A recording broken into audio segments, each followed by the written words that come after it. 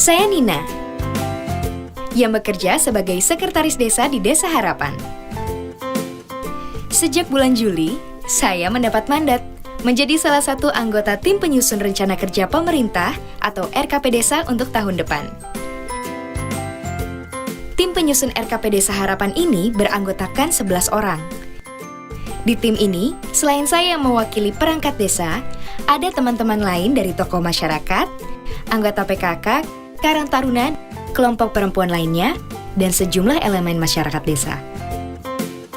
Awalnya, saya belum tahu apa itu RKP Desa.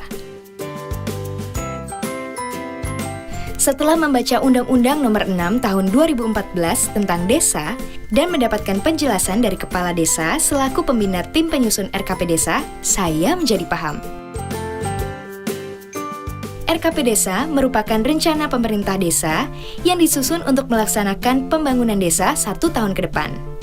Ini termasuk perencanaan pembangunan untuk meningkatkan fasilitas kesehatan, pendidikan, pertanian, pengelolaan lingkungan hidup dan sumber daya alam, serta perekonomian guna meningkatkan kualitas hidup masyarakat di desa.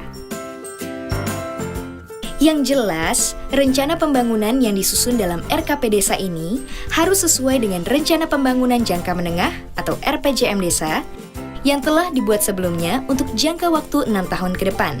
Jadi, poin-poin yang ada di RKP Desa harus sesuai dengan RPJM Desa. RPJM Desa dan RKP ini nantinya menjadi satu-satunya dokumen perencanaan di desa. Kedua dokumen ini juga menjadi dasar dalam menyusun APB Desa yang diatur melalui peraturan desa.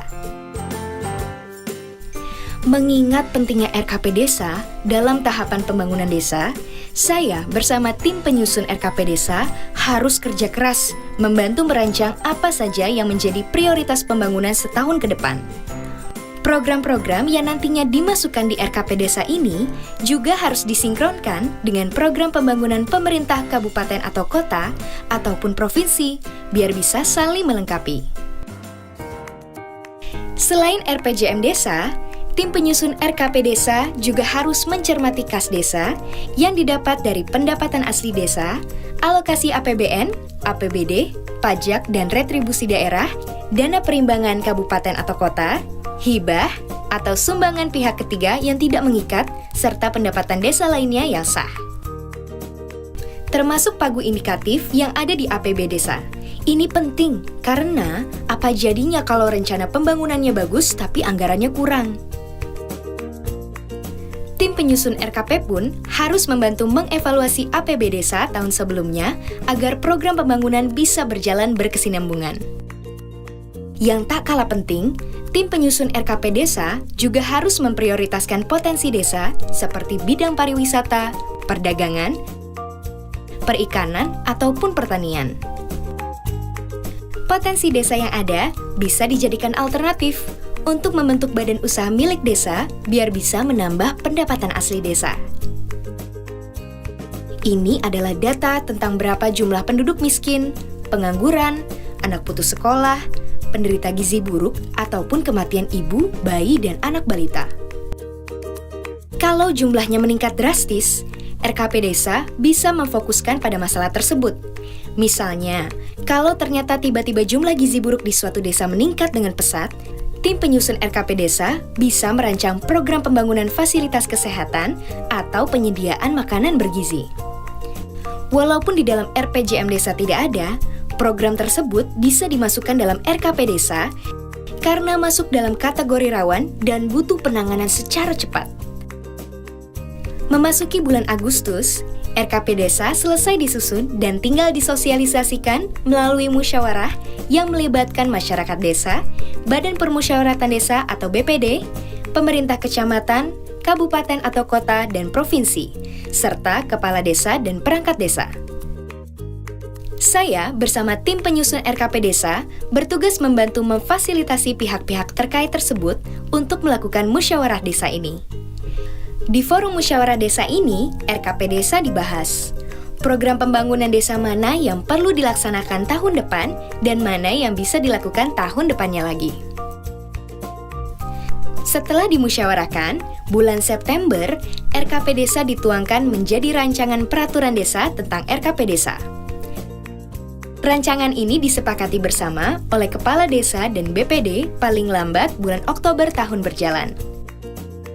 Lalu, rancangan ini disampaikan oleh Kepala Desa kepada Bupati atau Wali Kota melalui camat paling lambat 3 hari sejak disepakati untuk dievaluasi. Bupati atau Wali Kota pun dapat mendelegasikan evaluasi rancangan peraturan desa ini kepada camat. Nah, baru setelah dirasa memenuhi syarat, peraturan desa tentang RKP Desa dapat ditetapkan paling lambat tanggal 31 Desember tahun anggaran berjalan.